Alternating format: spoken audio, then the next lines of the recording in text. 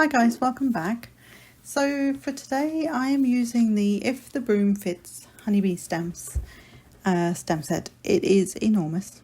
It's a 6x8 stamp set and I'm using all the witches' hats in it, and we're going to arrange them on a piece of black cardstock. This is not watercolor cardstock at all. I have seen that you can get black watercolor cardstock. Can I find it anywhere? No. But I'm going to use some box standard stuff. I literally bought this stuff El Cheapo off Amazon just because I needed it for sort of layering more than anything. But I thought, let's give this a whirl. Turns out really nice. I'm chuffed. But this black is not a... You can see it's kind of like it's a little paler than it should be. So yeah, we're going to go with it. Right, so I have some temporary adhesive, just tape, just from a not a roller, from a, what do you call it, like a tape gun kind of thing, that I've just stuck onto my Tim Holtz platform, stamping platform, and that holds my paper in place. I find this a little easier than trying to use the magnets, I will be honest. I don't get on with the magnets very well, but all I'm doing is I'm layering these stamps somewhat evenly spaced apart. And then I'm going to lift them with the lid of my platform, and we will get these stamped in and heat embossed onto the background. So I'm going to use first I'm going to rub the stamps a little bit just to get some of any machine oil or gump off there, because they're brand new. So they may have some residue left on there from the manufacturing. I'm then using a stamping buddy, which is just basically, you can use corn flour. It's just to get some of the, like any oils I might have had in my fingers while I've been faffing about placing these stamps. It just gets rid of that. And then I'm going to add some Simon Says Stamp clear embossing ink.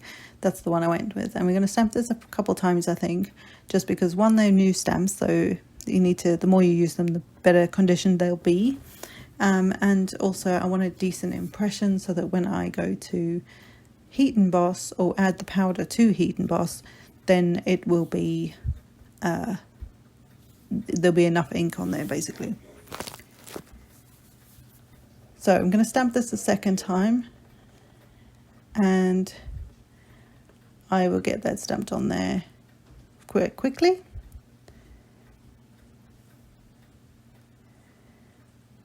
And I just kind of walk my fingers around over the stamps. With the clear stamps, it's quite easy to see where they are. So you can kind of see when they're pushing down, which is quite nice. And then I have a coffee filter here, and I have Simon's Fine Detail Clear embossing powder. I figured I'd go with a clear powder because it's going on black cardstock, and I just want that outline to kind of help when we get to watercoloring, because that's what we're going to do today. And this Simon Says powder came in one of the kits, and so I've had it for a little while, and I thought I'll just use this one. I do have some shimmery ones from Cosmic Shimmers, but I thought this will work really quite nicely. So I've got the powder popped on there, and then I'm tapping, and not very roughly. I'm sort of tapping rather than flicking, even though it looks like I'm flicking the cardstock. And then I will get my heat gun going, because the hotter, and I've noticed this because I've done a few sort of heat embossed projects recently. One is I don't know if it's me, but I think the heat tool needs to be definitely quite hot. So once you've done a few, it's almost like you need to do like a trial heat embossed piece, just to get your heat gun hot enough. And the other thing is I often find I get a better result if I heat it from the back. As soon as I go to the front, it seems to want to just ping that everywhere. But I think some of that is if my heat gun is not hot enough, then it takes too long over that area, and then that can also burn the embossing powder. And it sometimes burns it into the paper, so it looks really weird. So I have issues with it. but I'm going to keep going with it. So I think I was just checking it off camera, because I also my camera overheats, which is always a good thing when you're trying to film, but having a heat tool near it makes it worse for it. So I was just making sure. So once your powder, which it looks kind of grainy when it's just sitting on top of the ink, once you've heat set it, it will go shiny. So you can see a bit of shine there, and I will show you this better in a bit. So I'm just waving it to cool it down, so you can see all the shiny bits there. So that's what we want. And then I'm going to pop this, I'm just going to turn it around. Doesn't matter again where I'm sticking this on yet, because I'm going to rearrange the stamps so that I can fill in the rest of it. So we're creating our own background. And so I'm just going to grab the big one, which I love, all these hats, and try and place it. I'm not even cleaning them off. I'm basically winging it at this point. And yeah, so really you should clean them off so that you don't transfer any ink that's left on the stamp onto your paper. But you know, I just decided to live on the edge today, apparently.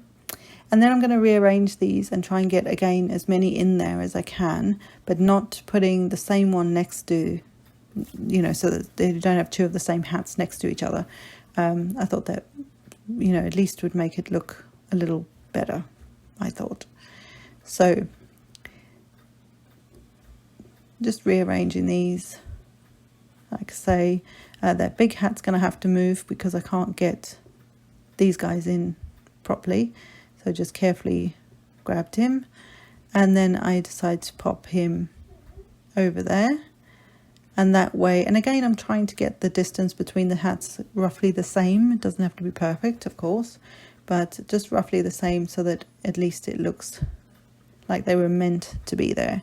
And by the time you're finished with this, then it looks like a piece of pattern paper that you have, you know, that we sometimes buy and hoard. Then it looks like a piece of that paper, you know, that you've cut that out of a bigger piece of paper, especially if you have those images going off the edge of the paper. That's what makes it look more authentic, for want of a better word. I also forgot to use my powder tool, so you know, and I'm going to go back in and re-ink with the same clear ink over the top of these stamps, and I will get them stamped down and then heat embossed as well. So stamping, again walking across the stamps to just get those inked and stamped onto their paper. And I will do it a second time again. I sometimes, when I'm doing this kind of project, I like to do the same steps in the same way. So the first time around I stamped them twice, so I'm stamping them twice on this next round. It just makes sense for me in my head. So that's yeah, whether there's any rhyme or reason, I don't know, but anyway. So I'm going to grab these off here, and then again I'm going to grab my heat tool, my embossing powder first, and I'm going to add some more of that clear embossing powder, not forgetting that I had the little corner of the hat there, and just making sure I cover all of the images.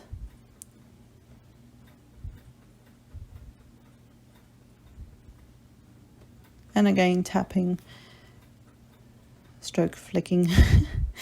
And I do have a paintbrush which I'm going to now use just to get rid of some of that excess.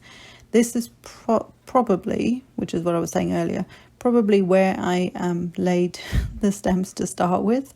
This is where the excess ink that was already, or the leftover ink that was on the stamp is sitting on the paper. And when I moved that large hat, of course it was stuck there. It was on the paper. So the powders then clung to that. So that's what I'm saying. It's probably better to clean your stamps off before you do this second step. But it wasn't too bad. And then I will grab my heat tool again, which is now warmed up because of the first round of heat embossing. And this should, when it's heated up already, it should melt that powder quicker as well. So you can see it's starting to melt there quite nicely on the edges. And again, I just took it off camera just to make sure I was getting the right areas. I needed to tilt it in different lights. I've got a few lights on when I'm doing the filming and that, so it just, yeah. So once I had that done, I will just pop all this excess powder. This is why having either a coffee filter, you don't have to use a coffee filter. You can use a piece of copy paper, fold it in half. That works brilliantly. Or just have a dedicated, you know, piece of cardstock that's folded in half. That'll work too. It's just something to funnel it back into your little jar. That's all you want it for. So now that I have that, I'm going to carry on because I'm on a trying to get the heat embossing done and out the way. I'm then going to grab these stamps, just take these stamps off, and I'll clean them up later. But I'm going to grab the sentiment that I want to use on the card. And for this, I'm dragging out something I haven't used for many years, and it's vellum. So I have a strip here that is wide enough for my sentiment, and the sentiment comes from, let me just grab this, from the Happy Halloween honeybee stamps. It's also a 6x8 stamp set. I don't show it here, sorry, but it is a very large stamp set. I've shown it in other videos. I've already used this 1,000 times, and it's got a couple of really large Happy Halloween stamps in it. And I'm using the one that's kind of got like a wave to it almost. Now honeybee always do, for the most part, if not more than they used to, they do coordinating dies that will cut out. So you could have a die that actually cuts out that sort of angled, wavy style sentiment. But I don't have the dies for this, which is fine because I have a scan and cut, so I can get it to cut out around that. But what I wanted to do was just stamp this onto a vellum wrap, which is what's going to go around the card panel that we're going to watercolor. So again, I put some anti-static powder on the vellum, and then I am walking with my fingers the inked image or sentiment, and then just pulling that off. Now I inked this twice. That was more than enough. It's vellum. Vellum works very differently.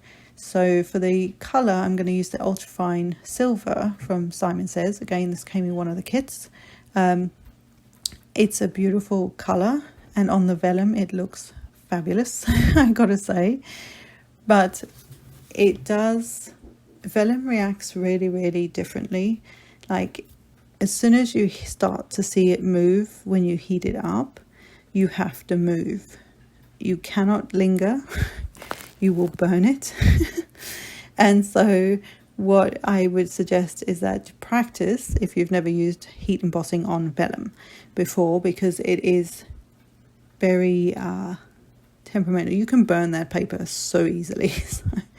And I always heat from the back for vellum especially. I just think it works a bit better, rather than trying to... Do you see how quickly that just starts? And I know my heat tool is actually now sort of heated up because we've been heat embossing anyway, but that is how quick it will be. So once it's shiny, once your embossing powder is shiny, you move on to the next bit, because honestly you'll end up burning that paper very, very quickly.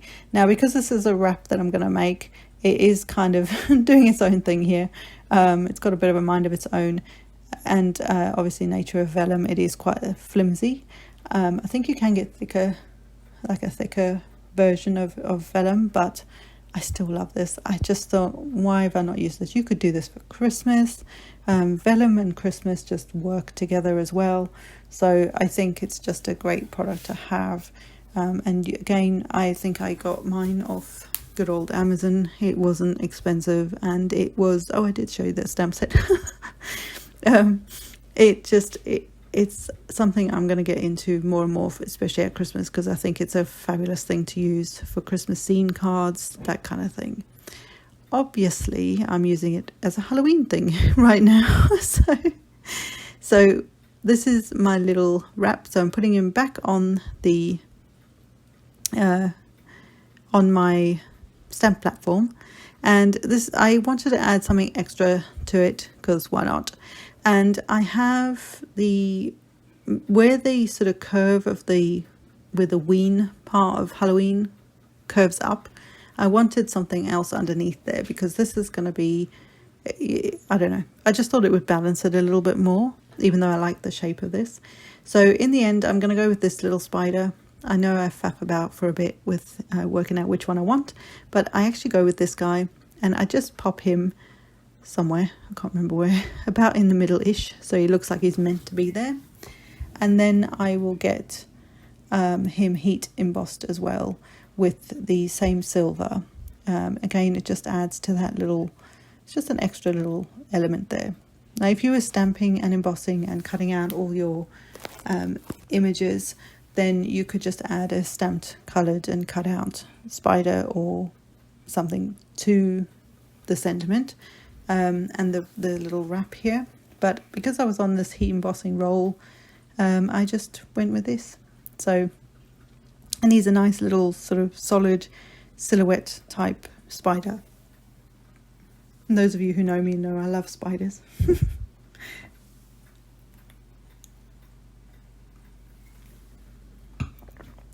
So again, just heat embossing, inking. I don't think I even used my powder tool on this, so that was lucky.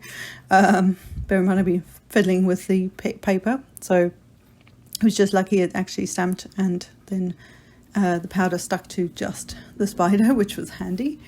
And again, just using some clear ink, the same clear ink I've been using through the whole thing. Popped over the powder, and then I will heat emboss that little spider, and our sentiment wrap will be ready to go. So again, you'll see how quickly he just suddenly goes whoop, then that's it, he's done. And I like it. It's just a little something on there, and isn't that cool? Now, I will admit, I could have used, I'm not sure whether to use gold, but gold embossing powder, but I think that probably would have shown up a little better. You'll see at the end, you kind of have to tilt it a bit, even in real life, to see the sentiment a little better. But I still love it. I still love how it turned out. So the idea is there for you guys, to use some vellum as a wrap. It's been done for years. I just haven't done it for years. So yeah, heat embossing on vellum is just great, but like I say, be careful. And at this point, when I'm cleaning up, I realized I had embossing powder everywhere. That stuff flies. It's got a mind of its own. It's like dust bunnies, right? Anyway, so I'm going to pop the sentiment strip or wrap to one side, and I will start working on our watercolor pieces, just getting all the bits together. That's basically the card base and the inside of the card. So I have some Gansai Tambi opal colors. Oh my giddy aunt, these are amazing. I bought these. I've got the starry colors, I think it is, and I bought these, and these come in the 6 palette here, and you've got all these like violet, opal violet, blue, green, gold, copper and pink. I'm going with the, I use a tiny bit of the copper, but I'm going with the green and the purple, the violet. Oh my giddy aunt. Honestly, this on dark coloured cardstock, you will see, is amazing. Now, like I say, this black cardstock is not watercolour cardstock. It's also not the greatest quality, no offence to, to the place I bought it from through Amazon. But it worked, and it's so stunning. I just love it. So I think if I had a darker color cardstock, I'm going to try this on any dark colored cardstock. Honestly, this blew my mind. I was so happy with this. I've seen people watercolor on black cardstock before, with pearlescent shimmery paints and things. Cosmic Shimmer do have a great variety of those as well, but these, you'll see in a second. I'm like ridiculously happy with this. So I put some water into each of the ones that I wanted to use, so the violet and the green, and I'm going to just basically paint in the hats. It's that easy. I have a little brush here, can't remember what size it is.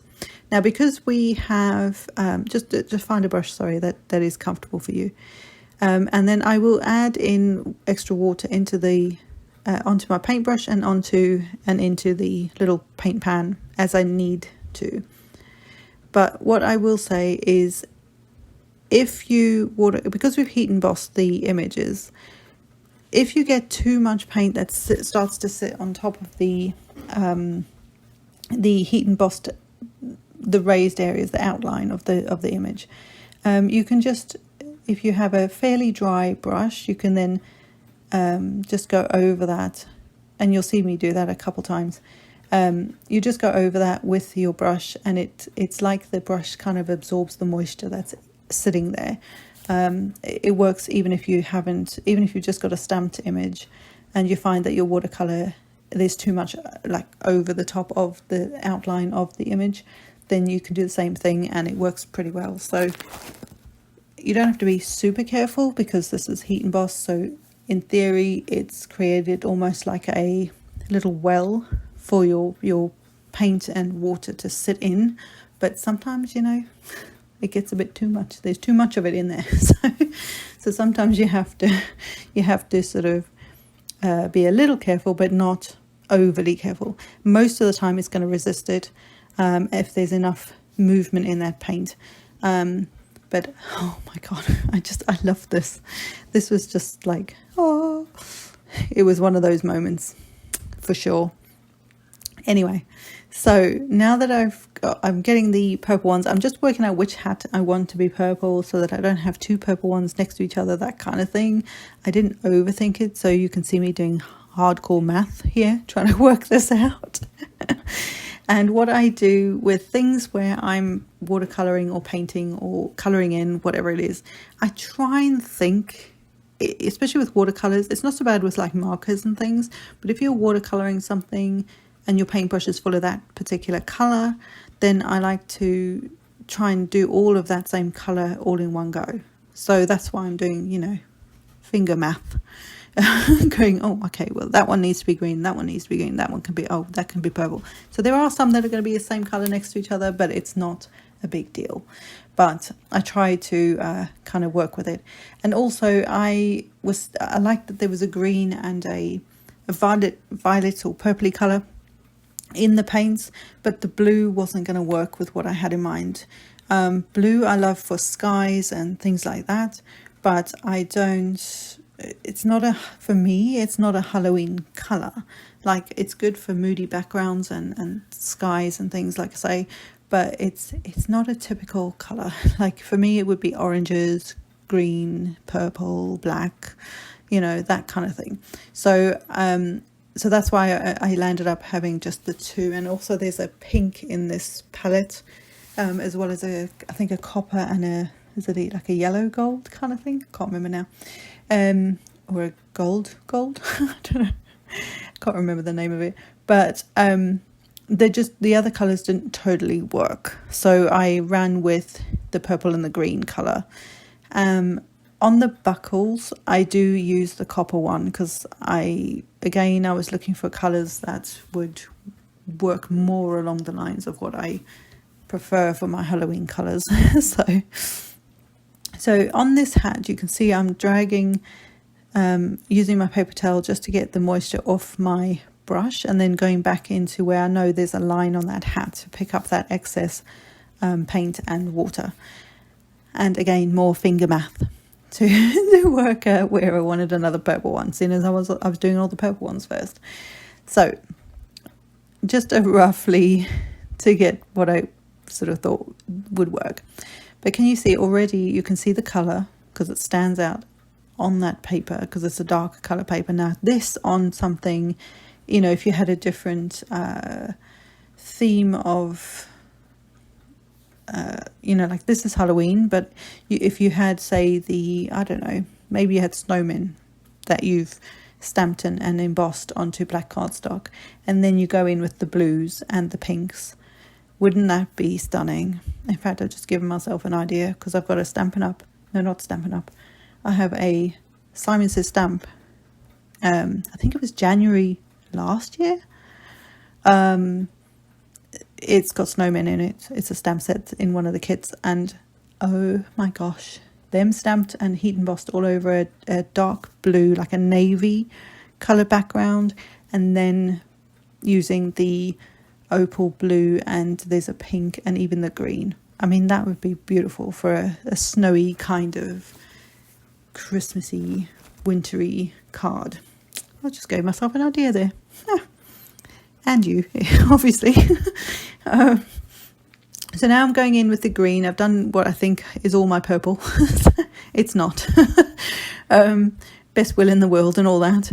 But I then am going in with the green, and the green, oh, is so good. Honestly, you have to see this stuff in real life.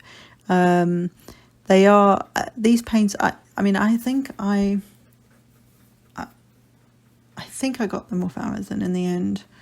I think actually they were the cheapest, but I did struggle to find this particular pan set. But I'm sure there must be more of it out there.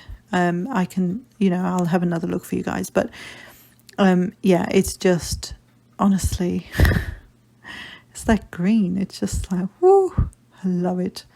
Anyway, so if you find that the paint, because these are very creamy paints as well, if you find they're getting a little creamy, and you'll know while you're working with them, then I would just grab some more water, which is why I go back and forth the whole time. But when I go back and forth with some more water, I also pick up a little more ink, or paint, sorry, so that I can just keep working it in with what's already on there so that nothing gets too dry too quickly. And again, my paintbrushes, although they're really inexpensive, you know, from the Works, I think these brown handled ones come from, they were super inexpensive, you know, like a couple of quid for a pack of 6 or 7 or however many there were in there.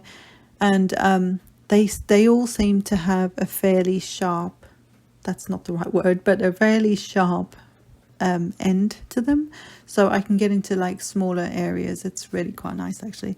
So just because something's, you know, less expensive doesn't mean that it's going to be really naff. Sometimes it is really good. So anyway, so moving on to the next hat. So you can see I put my patches on that one, and that one is, oh no, it's not that one, it's the one I keep turning this around. So the one in the top middle of the panel there, the purple one that I've already painted to the left of where I'm painting, that hat reminds me of the hat out of Harry Potter. If you know, you know. And I think that would make a great, you know, card or a tag or something to do the, oh, what was he called? I can't remember. All of you are probably yelling at the screen going, that's what he's called. I can't remember what the hat's called, but yeah, the one that sort of decides which house they're going to be in. And I just thought straight away I saw that hat. So that's another idea if you have this stamp set or something similar. So just getting the rest of the green on this hat, and then we will move on to, I will get the buckles done, I'll get the rest of the hat. I think my camera cuts off in a minute or so, so I will obviously finish these off, and then I'll come back and we will put the that's good English, the card together. Let's be a professional here, Janine. Anyway, so we will then get the card put together. But this, honestly, this is so cool. And the background, I've left it pretty plain. I mean, this is in itself is not plain, but you know, you could afterwards, you could add splatter, you could add that kind of thing extra on it. I went with it quite simple here.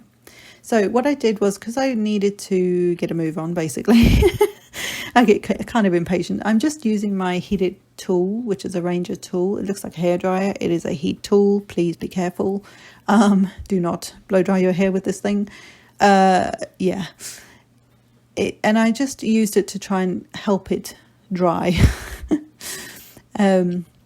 Once I got everything painted, and you can see the shimmer a little bit while it's moving around there, but I will bring it up close in a bit. You know, I do that right at the end of my videos. I always show you up close and personal what that thing, whatever it is I've made, it looks like, so that you can see it a bit better. But that's the card panel done, and I believe this was about, I think it is 4 1/4 by 4 1/4 by 5, no, 4 by 5 1/4. Good grief. It's just a layer on a card. It doesn't matter what size it is. I always reference an A2 size card, because I love making that size of a card, but it doesn't actually have to be that size. You can make it whatever size you like. I just made it so that it had about 1/4 inch border around it. So now I'm deciding which way up I want my hats. In my head, when I do these things, I always have a top and a bottom to it. So it always, as much as far, you know, going through the project, it will always look like, oh, one way is up and one way is down. But if that makes sense, like there's a top and a bottom. But in all fairness, with something like this, there is no top or bottom. Any side can be the top, bottom, side, whatever. But it's just me. So to get the vellum wrap on, the easiest way I found is to line up the sentiment where I wanted it, so that when you're looking at the card, so in the center-ish. And then what I did was I scored badly on the left-hand side, I might add, but I scored that, making it easier to create the fold. You can just go in and wrap it round and then, you know, have it, you know, wrap round that way. But I just found this a little easier to do, so hopefully that will help. The other thing with vellum, again, once you put a score line or some kind of line in it, that's it. You will never get that thing out. But it doesn't matter because this was actually the wrap part. And also it makes that crease very, very, what's the word, like very sharp. So it actually hooks around the panel really nicely. So for the second one, I knew I had a bit of a score line there. I didn't do it particularly well, but I just kind of got roughly, and then I will take it off as well, and I will burnish that with a bone folder. Excuse me.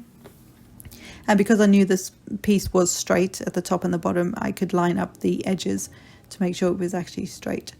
So I'd burnished it nice and straight. And there's your wrap. How easy is that? Now, all I'm going to do is add some adhesive to the back, stick my vellum down first. I decided to go with, this is the waving hand, by the way. This is what I do when I'm trying to look for something in my drawer. My hand does its own thing. The other hand. Anyway, so I grabbed my Nouveau tape runner, and I'm just going to add the tape runner around the edges. I think I start with 2 sides where the vellum's going to sort of wrap around. Oh no, I did all 4 sides. And this tape's actually quite nice. I quite like it. It came in the last kit, and I do actually like it. It's a nice strong tape. I was quite impressed. So I'm just going to hook that wrap around there, and before I completely stick it at the back, I'm going to just line it up where I want it in on the, you know, sort of top and bottom, get it somewhat centralized, and then I will just stick basically to the tape that's at the back, and then I'll add some more tape so that over the vellum there's extra adhesive when we go to stick this down onto the card base, which we will do in a second. So can you see how easy this is? This is just a plain piece of cardstock that we've then heat embossed with some images, any image you like. This is a Halloween card, but you could do anything you like. And then heat embossing those images and then sticking it, watercoloring, I was concentrating on the card there, then watercoloring those images in. So easy. And actually there are times when you don't even have to heat emboss. You could just stamp a bunch of images and watercolor them. I've done a couple of cards like that fairly recently. If they're not up already, go and check them out. They are 1 layer cards, and this is kind of a 1 layer, but not totally a 1 layer. But you know, and that had no heat embossing. So heat embossing is not your thing. You can still stamp some beautiful images and get to watercoloring and play with those watercolors. We pay for them, we may as well use them, right? And they're good fun. I really love having a little bit of a play with watercolors and coloring images in and stuff. So it's very therapeutic, and it is very good to get out of your head sometimes. Just saying. So for the inside, because it's a black card base, I'm just sticking a 4 by 5¼ inch panel on the inside. Again, just a little white panel, so I can write to whoever gets this card. But there you go, guys. Look at that. Beautiful, shimmery. I will bring this up close so you can see the shimmer a bit better. And it does, I think on different color card, it will be even more shimmery than it looks, even in real life. But I think it turned out really cute. I'm so chuffed with it. Yeah, I just love it. And the vellum still allows you to see what's going on behind the sentiment. I also just grabbed really quickly, because of how my spider turned out to be, I just grabbed a silver Sakura pen and just drew a little line. So it's kind of like he's hanging from the letter E in Halloween. So I just added that in as a last minute thing. It's just very subtle, but you know, spiderwebs are very subtle as well. So I hope you enjoyed this, guys, and I hope you give this a whirl. Have some fun with your watercolors, and until next time, bye for now.